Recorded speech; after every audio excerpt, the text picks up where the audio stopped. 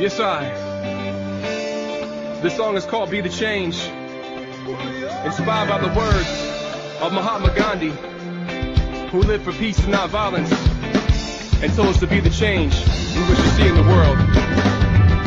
Freedom's calling, I feel the fire that's deep inside us. Everybody wants change, but tell me who will guide us. To the leaders that pass away, put up your lighters. It's a beautiful struggle, but it cannot divide us. We're the ones that we've always been waiting for. See yourself in the mirror and open up the door. Walk through it and feel the love throughout your pores. Be the light, life's purpose is to feel joy. Metaphysical, lyrical, standing up for truth. The only one to make change is walking in your shoes. Be the example, don't complain about the news. Making music and serving the world with the loo. Ramon and I must apologize for the audio quality in this first hour. We had a few connection issues and no real excuse, but I was out of town and doing this from a motel, so wasn't able to keep real great tabs on the audio. But I hobbled this together the best I could, and hope you guys still enjoy this first segment. The second hour, we went to a hard line, and quality is much better, so please bear with us, and I still hope you enjoy it. Thank you. Oh, last week I talked about how beautiful it was outside and gorgeous, and like those white billowy clouds floating by. Well, this week I am again, it is absolutely beautiful outside, but there's there's a couple of little white billowy clouds out there, but it's 100 degrees and dry, and I've moved about 1,600 miles to the south for this week, and happen to be down here in the great state of Arizona, and enjoying the heck out of the weather. I'm here for work, but you're listening to the Hundredth Monkey Radio with Tom and Ramon, and I found it really strange. I found kind of synchronous that universe would decide that I needed to go to Arizona for work, and this was just a spur of the moment thing too. I'm down here doing some service work, and I just find it synchronous that universe would say, Tom, you need to drive 1,600 miles, and it was a drive. It wasn't a flight. You need to drive 1,600 miles north to south through Utah and Arizona and spread your energy for some reason.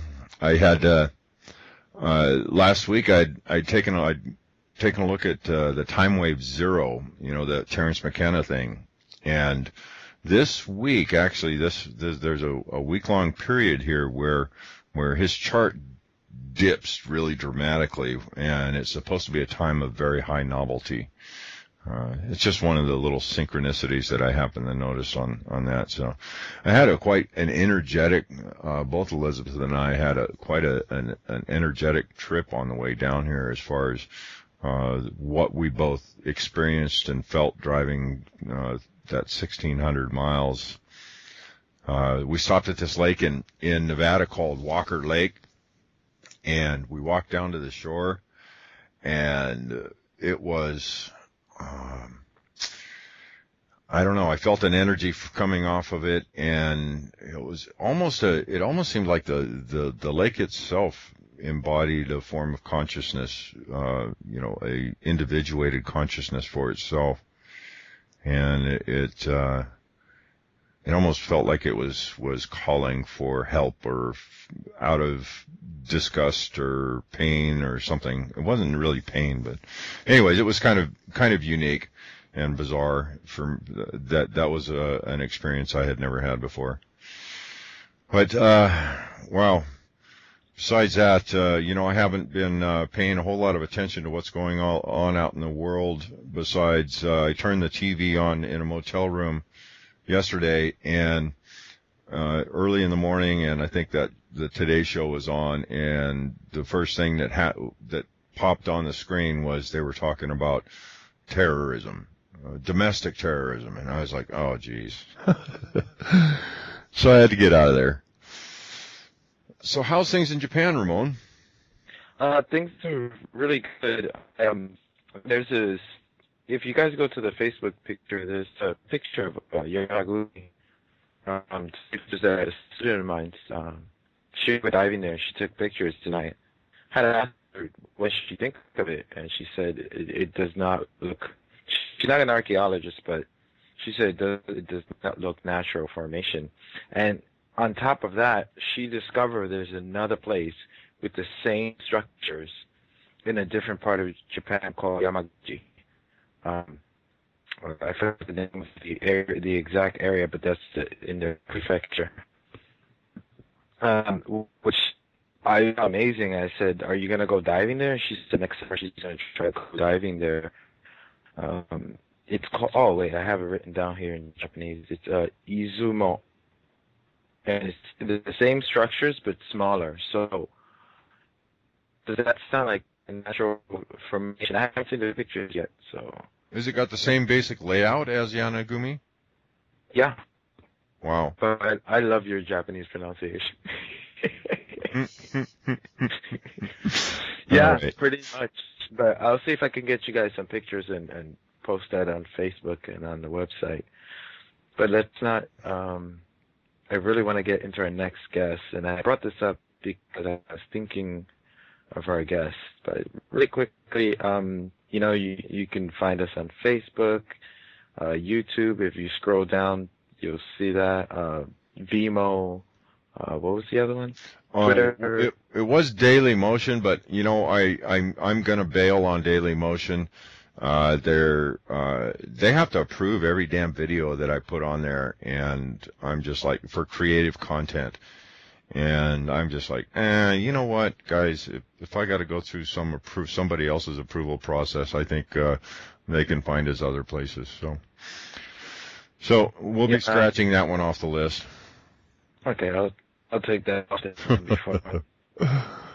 Yeah, that's pretty much it. And the last thing is, you can find our first hour show on iTunes. The second one, we haven't been able to figure that one out, and I know it's frustrating for a lot of our listeners, and we truly apologize, but can't figure it out. Yeah, I don't know how to do that without being a computer sciences graduate or something. I don't know.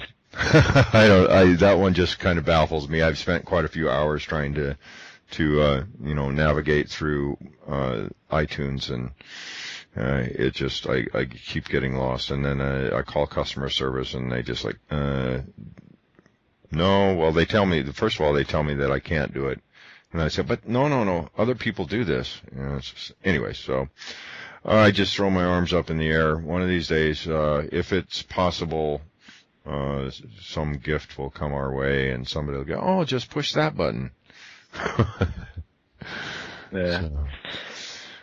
So, who do we have, Tom? So, I've heard this lady a couple of times more than a couple times on a few other shows, and she did a fantastic documentary that I watched last year that got me truly interested in her work.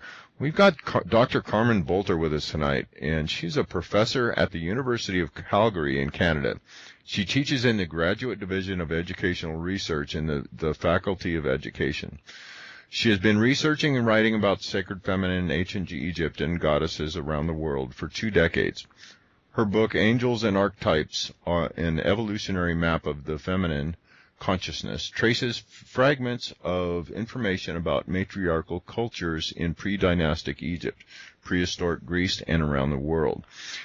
She's also done a tremendous amount of work on just the straight-up Egyptology.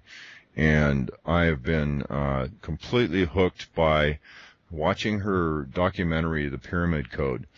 Dr. Boulter, welcome to the 100th Monkey Radio. Thanks for having me. Now, Lance thinks the world of you. When he was on our show, he couldn't say enough nice things about you.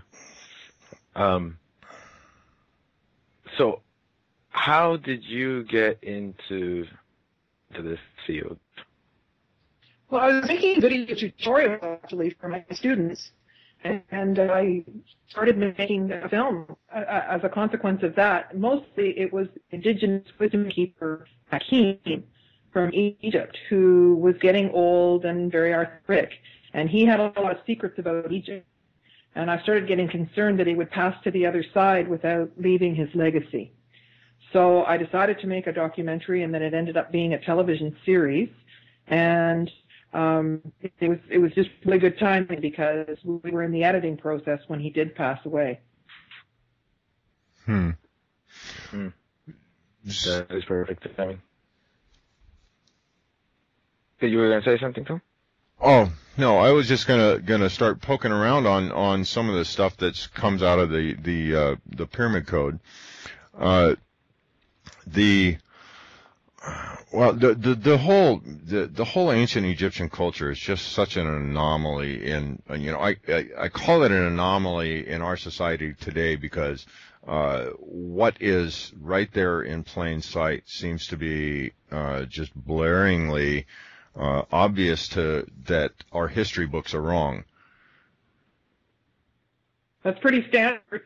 Kind of goes across the board. There's been an awful lot of propaganda, and instead of teaching us how to think, they teach us what to think at school, and it doesn't add up. So that's really disturbing. I think that the gig is up, and it's time for us to really be uncovering the real truth and everybody understanding it and knowing it. So what's come out this year? Has anything really just kind of like made you go, wow, they finally admitted to this year, or something that's come out that's really made sense this year? No, nothing. They still, if it's traditional Egyptology, they're still focused on the later 20th dynasty and Ramses and warring and all the patriarchal aspects of ancient Egypt. So, no. I mean, they're saying that like they cleaned the ceiling of the Temple of Dendera, which allows us to see it, and that is on my webpage under photos, pyramidcode.com. So, no, I don't think that traditional Egyptology is helping us at all. Right. Yeah, I would suggest you guys open that up and look at the pictures, because we'll be talking about some of those pictures, because, Carmen, you have some amazing pictures there. But, now to get off Egypt really quickly, yesterday I looked at the newspaper. Well, my wife was looking at the newspaper, and she was translating, and they had something really quickly about around 13,000 years ago, some of the pottery that they were finding. And to my understanding, supposedly humans weren't making pottery, according to the history books, weren't making pottery 6,000 years. And here they were showing pottery from that period. And I can't remember what they call that time period in Japan. But, did you, in your findings, did you find anything that you would say, okay, this is definitely pre-flood? Well, that's kind of hard to answer. I'm not really sure what to say, but one of the things in archaeology is that older is deeper. And so when we first started doing archaeology, we were finding all the surface things, the younger things. And so there's been some new discoveries that are showing that things are older. They've redated Stonehenge. In Turkey, they just found Göbekli Tepe. Well, they found it a while ago, but they've been popularizing it more recently. But again, without dating studies, it's hard to know what comes from where. So we have to look at it, instead of looking at a specific object, I think it's important to look at a general trend of how the civilization had to be a lot older than we were told. Right. Well, I think the Sphinx just screams that out loud with all the weathering on it. It sure does. Yeah, it would have had to be tropical in Egypt. And we know from geology that Egypt was covered in water at least 3 times. Recently in February, I led an expedition into the Western Desert, and we came to a field where there was 43 million year old petrified coral, not to mention a crystal mountain. So there's really some, pretty good secrets still hiding out there.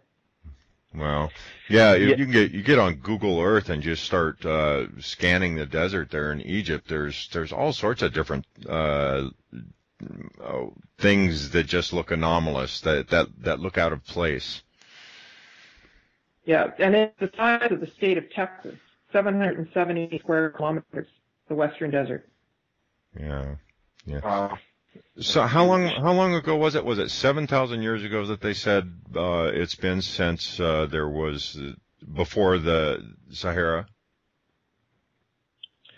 Oh, I think it's more like 10,500, somewhere in there. Okay. The Sahara would have been tropical. Right.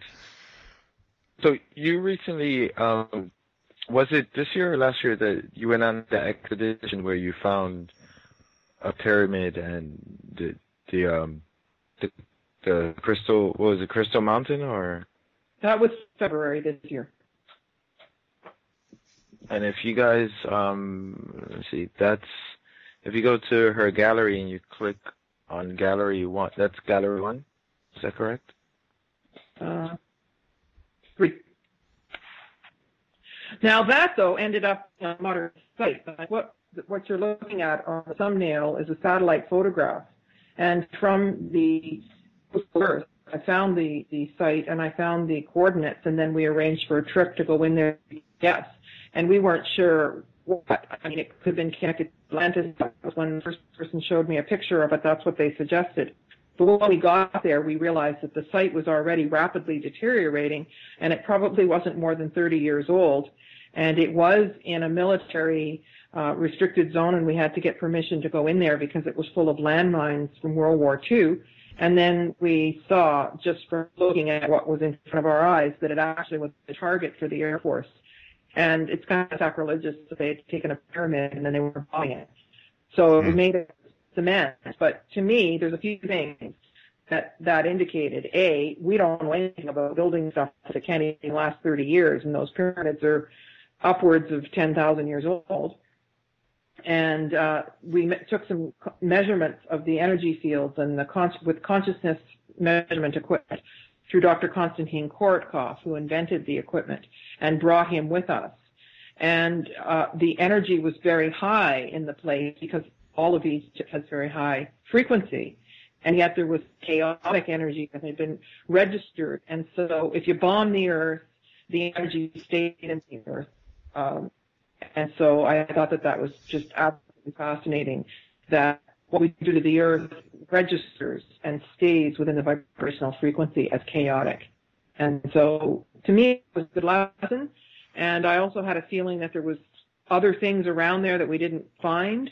But it was still really a very, very exciting trip. Yeah, I found it very kind of anomalous to find out that there were actually 22 pyramids on the plateau. Now, is that 22 main pyramids, or is it 22, just 22? It's not a plateau. The Giza Plateau is 3 pyramids. Okay. And then there are auxiliary pyramids that were put later that are very, very small, like 10 feet tall, like not really big at all. Oh, okay. But north and south, there's 6 pyramid sites in all that I call the Band of Peace, through what Hakeem talked about them being for peace and food for the people, like in spiritual, emotional food. And so there's 22 pyramids along that whole band that spans about 15 miles. Oh, okay. So 22, I find, is a very powerful number. I'm sure you're familiar with numerology, and I'm wondering, have you noted any reference to numerology within any of the Egyptian hieroglyphs or symbols that you found? Numerology is everywhere, and I've got 22 goddesses in Angels and Archetypes. an evolutionary map of feminine consciousness. Yes, it's a master number, and it's certain that the Egyptians were strong with mathematical calculations and sacred geometry and all of that. So it's very clearly a master number. Now, there's been claims that there's other pyramids in Egypt, and some of them have been completely destroyed, leveled. And some of them, when they took the casing stones off, they ended up just looking like rubble. And so over time, there's been a number of different, pyramids that have disappeared, and there's some that are still undiscovered. So it just happens that if you count the ones that are obvious from north to south on the 6 sites, there's 22. Well, yeah, it just so happens synchronistically that at the year 2012, with all the, prophecies and predictions that point to this era in our history, it just so happens that at this point in time, that's how many are accessible, so to say. Well, the Mayan calendar is very connected to the Egyptian energy. And what it is a galactic alignment that's starting a new 26,000-year cycle. And so the sun is going to be directly aligned with the center of the galaxy, and that can clearly be depicted in Starry Night Pro. If the extragalactic grid is measured and we look at the alignment, you can see it. So some people are saying that it's at 11:11, and other people say that it's, not really this day, it's that day, and that October 28, 2011 was the real, no. None of that adds up, and it's sunset, and it's oriented at Giza, and it's oriented on December 21st, 2012, and there's no mistaking that in terms of seeing the alignment through a very sophisticated astronomical program. Interesting. So there you see a real strong tie between the Mayan calendar and Egyptology. Now, I haven't really put that together myself yet. What within the calendar, is there anything in specific in the calendar that you can point to that has the Egyptian mark to it? Yeah. 3113 BC was the beginning of the Mayan calendar, and guess what? That's when the first dynasty was. And so the 3113 BC to 2012 is the Mayan calendar, 5,000 years. Well, that's also the dynastic period of Egypt started then. And so everything before that in Egypt was matriarchal. And so this is a patriarchal period of Egypt, and what they teach us in school, of course, is wrong. But they also only focused on patriarchal Egypt and forgot all about the balance between the sacred masculine and the sacred feminine. So yes, it's highly significant. Wow.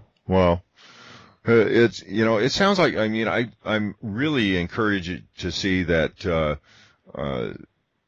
our knowledge and understanding is starting to grow about the masculine and feminine energies on the planet. It's been like, except in very small circles, it's been like completely unheard of in the public. By design. The patriarchy's agenda has been evidence of everything other than health. And so, history's when the soldiers came. And as I said earlier, older is deeper. So the older cultures are still, a lot of the evidence is still buried. And then other things have just flat out been destroyed because, they took, the women out of the Bible and, left Mary and turned Mary Magdalene into a prostitute. And so the sacred feminine has really been denigrated in the patriarchal era. But in the matriarchal time, blood from life, blood is the highest form of DNA, and it was used to fertilize agriculture and all kinds of things. And now we've got blood from death. That's not the same thing. So we have a world that's a bloodbath, people being killed all over the place, and to me, it's a failed experiment. And I think in the long run, once we recover from this horrible patriarchal period, we'll come to see it as the patriarchal hiccup, and we'll retrieve, how many cultures would have been on this planet. Anthropologists have found bones in excess of 250,000 years old, and even more distant than that. But the way the patriarchy runs things is it divides everything, divide and conquer, but it divides departments within universities. So linguistics can't speak to anthropology, and and geology doesn't speak, everything gets all divided up, so we can't put the picture back together. And so it's coming now that things are multidisciplinary and multidimensional. And people are fed up. They don't, they understand that they've been lied to. And I think that as the doors start to open and people start to connect and collaborate, once the stranglehold of the dark of the ball comes off, then I think that we'll be able to heal this picture quite quickly and understand who we are and where we've been. I think it's happening. I think it's starting to happen. We actually last week's show we talked quite a bit about the merging of science and religion, and how it is really beginning to happen, where science is actually being forced to consider consciousness as a integral part of the results of the results that they're finding through their experiments. And I think that bleeds over into all different areas of our culture. The whole balance of good, bad, right, wrong, masculine, feminine is it has to come back together and find that spot in the middle somewhere. That's right. Well, these are dichotomies instead of trialectics, if you will, coming together, and the continuum instead of black and white, the opposite. Right. I want to go back a little bit to the pictures, and just so people know, if you go to the pyramid codes and you go to the photo gallery, it's the third picture down. You click on that, and there's a series of photos that is just mind-blowing. But I wanted to ask you specifically about the second and the third picture. What are they? The Vesica Pisces. Okay, so yes. When I first took the first picture of the site, these are my pictures that I took off Google Earth once I found the site. But I was sent the top picture, which is a trapezoid with a circle. Beneath walls are 30 feet wide. And then there's a circle in the middle, across in the center of that, and something that looked like either the top of a obelisk or a pyramid. So there was another site that had Vesica Pisces with an aeroplane on one side.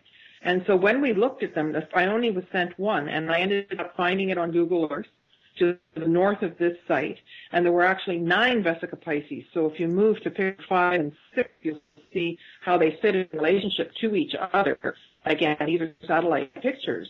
But this whole site is 1 degree latitude off from the Great Pyramid.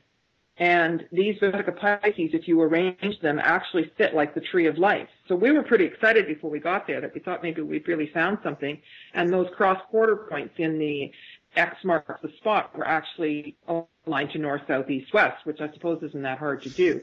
But we were quite optimistic. So I was thinking, like, if I was in a spaceship and I needed to land somewhere, I'd think that was a pretty good place to land, because there's a little plane and then there's a space. So we were thinking that possibly this was an extraterrestrial landing place, and that this could have been a site where architects and developers for the pyramids and the temples would have convened and then went off to build whatever they built, and that if there was anything to the theory that ETs and off-planet beings had helped to construct these things, this may have been their coming and going point. So, but you have to take science as it is. If it didn't add up, it didn't add up. But I had quite a few channel sessions and was getting information about this. And a person I know is a very advanced psychic. She said she thinks it's still there. She thinks that I actually probably was right, but it doesn't happen to be this site in particular. But it's kind of that one with the plane that kind of it really looks like where are those ancient planes called? The Indian plane. We couldn't see it. Thunderbird. If you keep looking at the pictures, you'll see that we had to access it with a hot air balloon. And the balloon truck got stuck. And so we actually had to prematurely take the flight, but we managed to find it. It all worked. Hello? Carmen? Yep. Yep. Oh, we lost you for a bit there. Oh. Saying we had to take a hot air balloon to get in there. We thought we were going to be able to drive with the Jeeps, but when we had a balloon, a hot air balloon, and a crew come all the way from Luxor to meet us. And the truck that the balloon was on only had one-wheel drive. And absolutely no way it could make it across the desert. So they got stuck so many times, and it was getting too late to make the flight if we did depart right then and there. It's dangerous to land. And as the leader of the expedition, I had to make that call. And we managed to get up in the air and find the site and land close to it and be able to go in it. So that was really quite lucky. Okay, so to give me a little bit of perspective on these pictures that I'm looking at, for example, let's take the picture of the airplane. How big across is that circle? I'm just remembering now from measuring it in Google Earth. Something like 78 feet. Okay, so that's pretty good size. And the sides of the trapezoid were 1,700 feet. So on the circles, are they raised or? No, they're like Nazca lines. They're engraved in the ground, in the sand. Wow. Yeah. Wow. It's curious nonetheless. And those walls, we weren't sure if those walls were going to be high, if we were going to have to climb over them or what. And they're actually like just up to your calf. They're not even up to your knees. They're not high at all. But again, Google is taking satellite pictures directly above anywhere. And even if you do a side view on Google Earth, you're not getting the perspective. The satellite just keeps on going around the planet, taking the pictures directly above where it is. Is that an old World War II bomb in there too? Yep. Huh. That's how we decided it wasn't modern. But you can see us approaching it from a distance. And those are unexploded, and some of them are exploded bombs. Yeah. You know, the amazing thing is on the pyramid where the guy is standing, you can see the damage on it, but that it's still standing after all those bombs went off around it. But it's made out of concrete, and you can see after spending a lot of time on the Giza Plateau and looking at the real stones, you can see that this thing's crumbling, literally crumbling, and what they'd used, rubberized cement or whatever on the actual walls is just falling apart. I mean, as opposed to the pyramids that have stood there for millennia. Right. You can also see it's not very big. I mean, it's about twice the height of a person. Wow. This is... And if you go further along, you can see the Crystal Mountain. Right. Or part of crystalline structure. What was the energy like there at the crystal? It was absolutely pure and completely amazing. And we took the measurements of the energetic frequencies, and it was quite high and completely stable because it hasn't been damaged, and no one there. So, but we left with hunks of crystal, and it's quartz. It was just fantastic. I mean, who's going to expect a whole mountain made out of crystal? And there were caves inside. You can go inside. There were little alcoves, but then there was you could stand right inside the cave. And it was all crystal inside with stalagmites and stalactites. Wow. And every desert was different. There's the white desert. There's the black desert. There's the old sea, the 43 million year old coral. Imagine coral in the desert in Egypt. I mean, it's just really. Oh yeah, there's a nice picture of it. So when we do the Egypt, well, there's extension after it ends on December 22nd, and we're going to go back and do 5 days desert camping and go back to these places. White Christmas on the White Desert, coming and going from capital up in the Bahariya Oasis. Wow. So how many times have you been to Egypt now? I'm planning the 28th trip. Wow. So are you working on your citizenship? You've been there often enough. Oh no. I'm I'm Canadian, but I do. Dr. Aronell, who arranged the logistics for the desert expedition, got citizenship, and she married an Egyptian man. But I'm not sure that that's in the cards for me. So just to clear the air, because there's so many false information coming out of Egypt. When you go there, ever since Mubarak fell out of power, what is it like there? How are you treated? Oh, fantastic! It's the most fantastic place, really. The people are so warm and friendly and extroverted, and they're very, very nice. They're always happy to see us. They welcome us home. They know it's the homeland, and people wouldn't visit Egypt if they didn't have a familiarity with it from other lives. It's absolutely safe. I mean, I just had to send out a letter of reassurance to the people in the group. I've got 72 people registered for that group. And most of them are fine because they don't listen to mainstream media, but they all have people in their families who are trying to tell them not to go. But every single trip since 1977 that I've taken to Egypt, there's been somebody telling me not to go because it's dangerous. And I see this as the demonization of all things Middle Eastern that goes with mainstream media.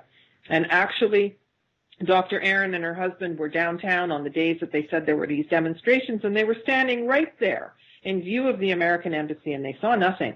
And so it's been known with movies like Wag the Dog, and there's a documentary called The Truth Exposed, where they absolutely fabricate this footage, and some of the footage isn't even from the country or the time frame of what they're talking about.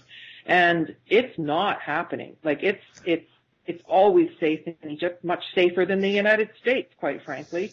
And so they are making this stuff up, and they don't want people to find the secrets. They don't want us to know that it's possible to be empowered and to understand the secrets of the ancients. And you know what? We're not buying it, and nor are the people in the group buying it. I am so impressed with the caliber of the people coming with us. I've got people from 10 different countries coming, all English speaking. And these people feel like they have cosmic appointments, and they have to be there. And I don't care what the media comes up with. It's not going to stop us. Yeah. Are you planning to do, and we can go into that, are you planning to do the same experiments that you did in the sarcophagus? Yes, I'm going to replicate that. And if you want to look at those pictures now, I can explain some of how that went. Let me look at it. Gallery 2. So what I did was, yeah, that's not working. Okay. I did a pre-test in the hotel, and then, so that's the before picture, and then inside the Great Pyramid, I had 39 people who had never been inside the pyramid before, and they lay in the sarcophagus 2 minutes, and then they got out, and we measured them again, and then the following day, 24 hours later, we measured them again. And so next time I'll do a delayed post-test even further down the road, because what's true is a process starts happening when you're exposed to the energy of the pyramid, and particularly intensified in the so-called sarcophagus, but it takes a while to integrate it. But over the years, since 1977, I've noticed that going into the Great Pyramid totally changes me and contributes to making me more psychic. Now, in the pyramid, Hakeem talks about 360 senses that we've been dumbed down to 5.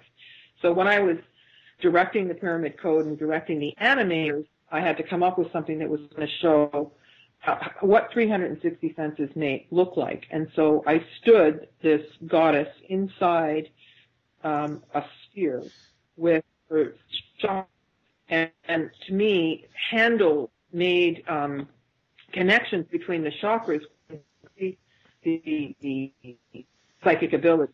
And there's such a thing called synesthesia, which is a psychology term that means that you can cross the senses. So you could hear a picture and see music.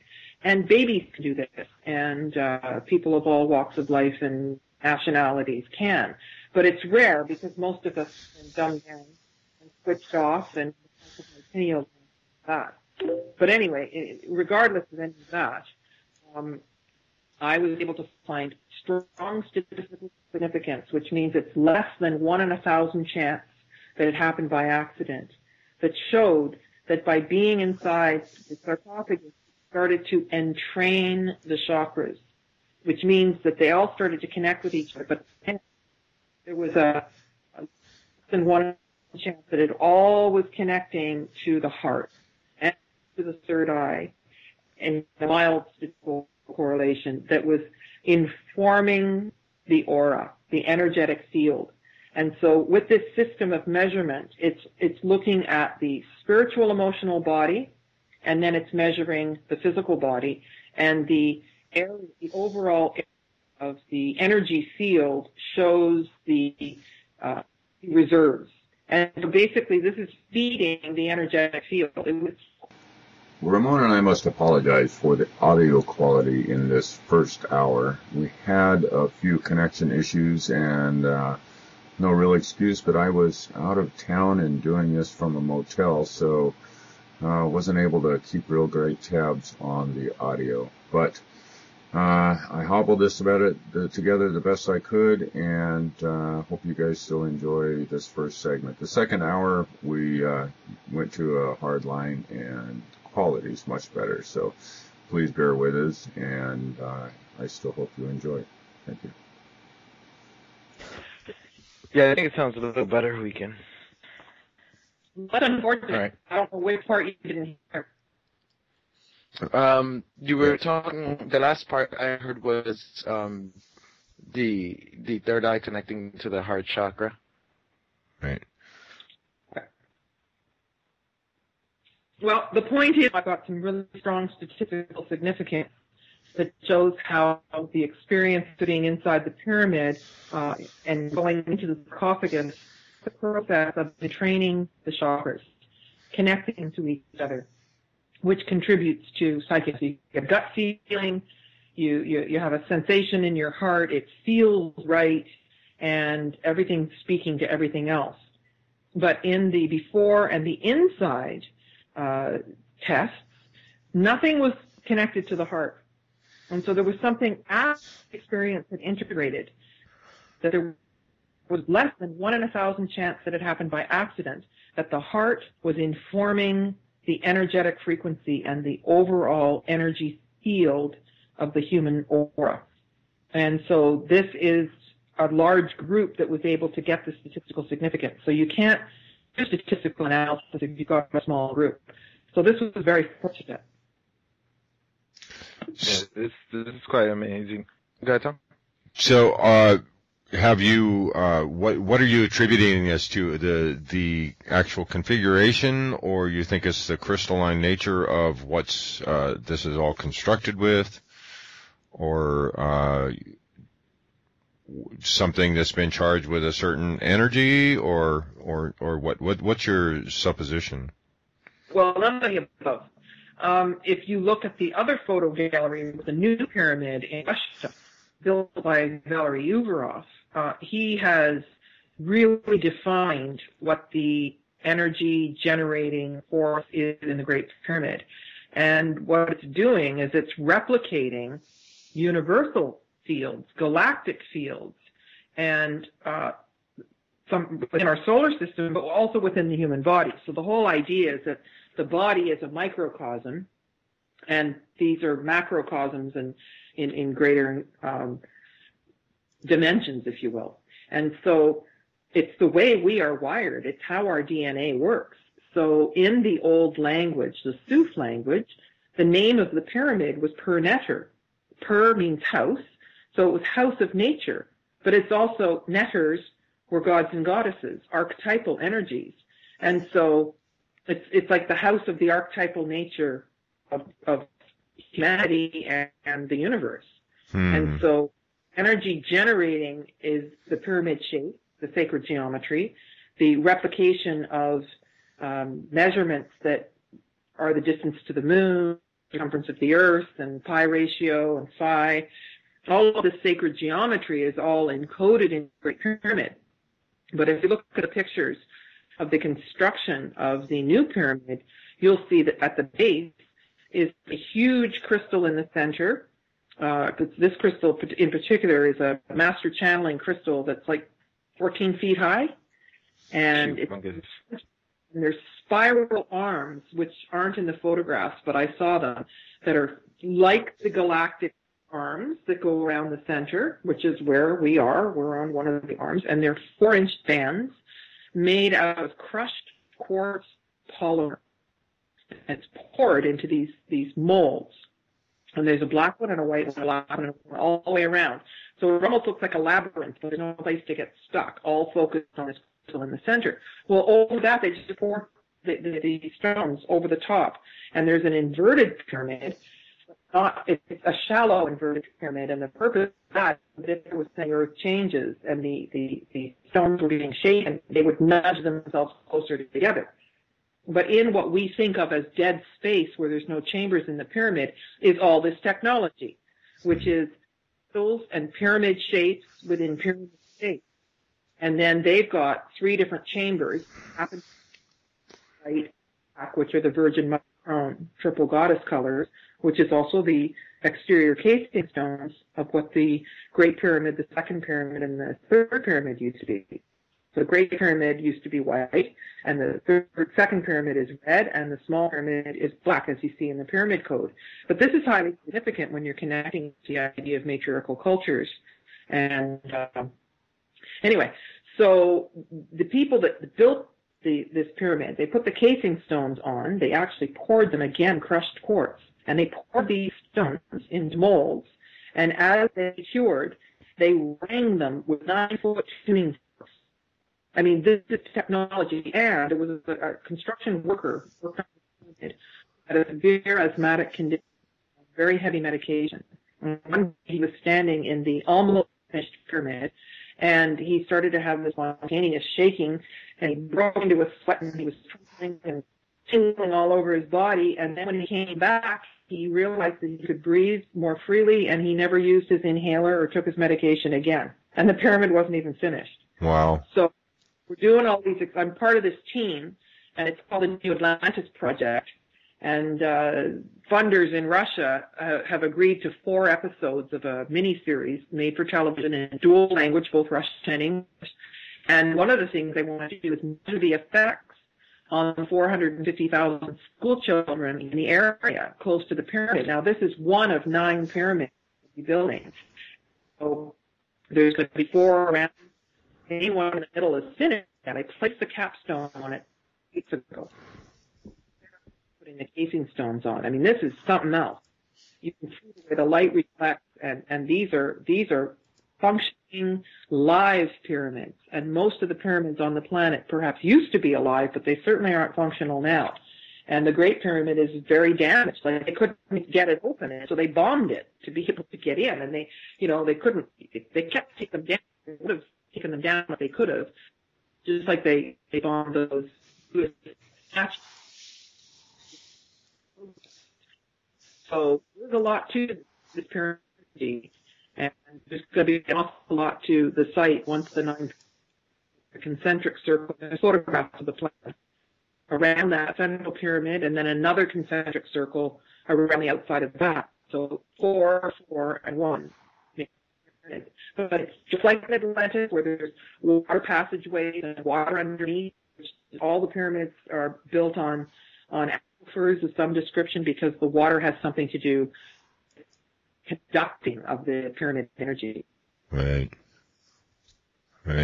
Oh, this is really exciting. I mean, doing it at this scale, this just absolutely amazing that this is actually manifesting. So is this one completely functional now, or are they just buttoning it up? No, it's complete. They're not talking about doing it. They already did it. Is this place accessible to anybody, or do you need special permission to go there? Well, you have to get a visa to get into Russia, and you've got to be able to find it. But it will be open to the public when they've completed the entire thing. There's going to be an educational component, a free energy component, medical, even beekeeping. And there's going to be a hall there as part of the plan, so people can come and do experiments, learn techniques and whatnot. And this is a huge, huge project. And let me tell you, I mean, contrary to what happens in the States, the people who funded the $5 million for this new pyramid are a produce company, the biggest growers of fruits and vegetables in all of Russia. And they were looking for a sophisticated warehouse space that would energize the food before they put it on the trucks so that it would be better for the consumption and the health of the humans in Russia. I mean, how's that compare with GMO foods? Wow. Third generation. Wow. You see, we do have the potential to do this stuff, we do. Well, they got to take their stranglehold off us and stop trying to poison us. But and then they have all the secrets hidden about Russia. I mean, the Russians aren't hiding anything, but they've got full disclosure about ETs, and Putin relates his ET experiences. And not only that, they built a crystal spa, they call it, with the same technology in the walls of the spa. And I can describe that more. But this is like a private club that, is helping people receive healing energy better. And the people who frequent it are politicians. So instead of them being the most disconnected, old, not healthy, psychopathic people, they've got spiritual people who are into personal development running their country. Think about what difference that would make. Yeah. Yeah, the ideas we get about Russia in the States that you hear in Japan, it's completely different to what, those of us who are looking into these things see the stuff coming out. Like, for example, the great example is the machine you were using. And so many other machines that I see coming out of Russia for like health and just the work that they're doing on proving like about the aura or chakra systems and stuff like that is just amazing. Well, they consider themselves as a nation to be spiritual. They're not hiding that. And everybody speaks more than one language, and people are educated and sophisticated and up in the arts. And I mean, I was so impressed with St. Petersburg when I went to give the paper of the results of the study I had done. There were people from 17 countries there and nobody from the U.S. Like, it's really fascinating. And when I came back and told the stories, my friends were saying things like, oh, well, the communists were just hiding around the corner. You just didn't see them. Like the people are still wearing long coats standing in bread lines with no bread. Sophisticated architects, huge museums, unbelievable stuff. Like, I was incredibly blown away by what's going on in Russia. I haven't had the opportunity to travel the world yet, but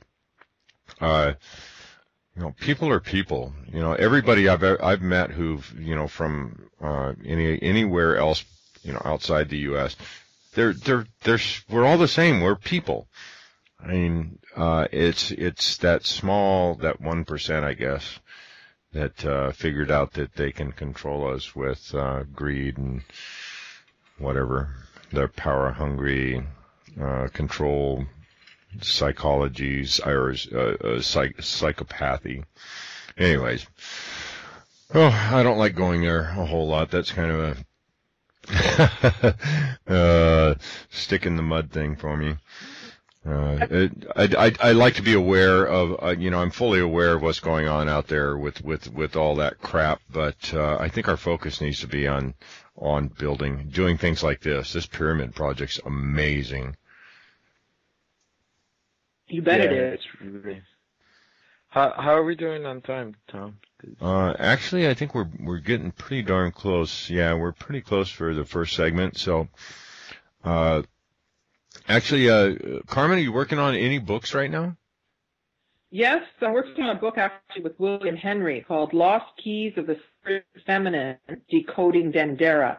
And all we're doing is looking at the cosmological information that's on the newly cleaned ceiling in the first hypostyle hall And they've got their whole cosmology all laid out there. And so it's going to be a picture book and, of course, a lot of explanation, but also a book, the video book. So putting that in many different formats and all of that. So I'm pretty excited about that. It'll be out early next year. Nice. And, I mean, I know you've got several out there. Would you like to share with our listeners where they can get a hold of your material? Well, the Pyramid Code, if you go on my website, it's DVD through Amazon. And I've uploaded the, I'm not allowed to do streaming video, and so it's going to be a little while before I can have the streaming video of the 5 episodes of the Pyramid Code running right off my site. So, but if you want to order all that under orders on pyramidcode.com. Very good. All right. Well, we're gonna come back and continue delving into the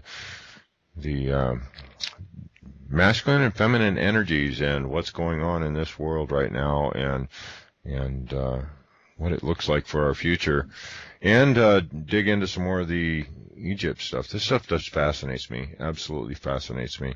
I began watching the Pyramid Code again. It's been a while since the last time I saw it, but wow, amazing stuff.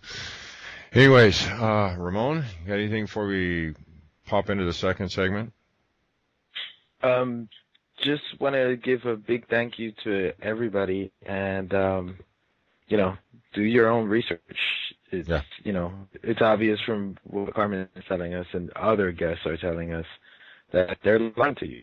So, they're saying one thing about Egypt and another thing about Russia, and then here's a whole different story. So, right, absolutely. That's where that condemnation without investigation is the height of ignorance, right? Mm-hmm. And the love you deny is the carry.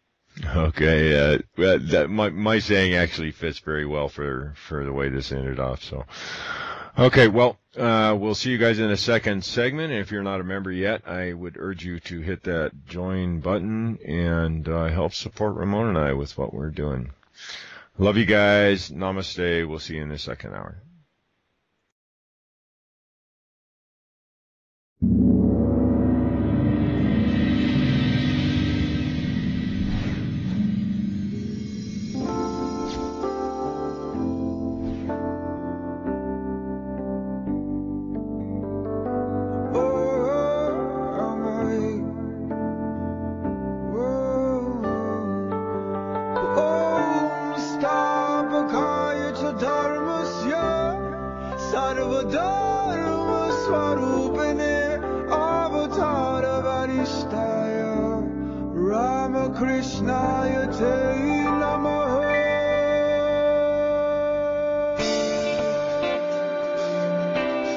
Yes,